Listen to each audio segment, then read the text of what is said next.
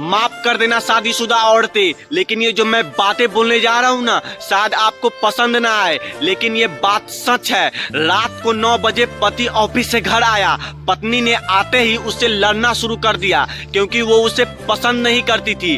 तो पति ने कहा मुझे खाना तो दे दो, तो पत्नी ने कहा कि खुद से जाकर खा लो, मुझे नींद आ रही है। पति चुपचाप सुनता रहा और वो पत्नी पूरी रात उससे लड़ती रही।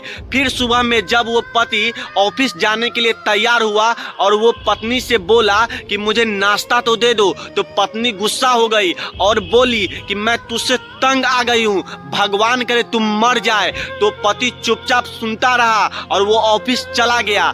जब वो पत्नी बच्चों के लेकर स्कूल से वापस आ रही थी तो उसके घर के सामने भीड़ लगी हुई थी और उसने करीब जाकर देखा तो उसके पति की लाश उसके घर के सामने पड़ी हुई थी। तो उसके सर के ऊपर कयामत सी आ गई, उसके मन में सन्नाटा सा छा गया।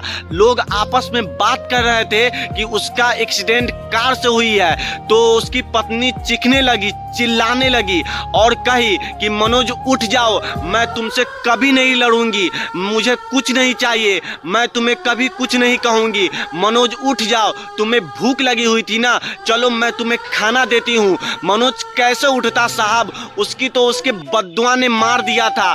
तब मनोज के जाने के बाद उसकी पत्नी को दुनिया के रंग दिखने लगे, रिश्ते बदलने लगे, उसके अपनों ने उससे मुंह मोड़ने लगे, दुनिया के लोग उसे गलत नजरे से देखने लगे। और तब उसको समझ आया कि पति के जाने के बाद उसको एहसास हुआ कि पति जैसा भी हो, या पसंद के हो या न पसंद के हो, औरत के सर का ताज होता है।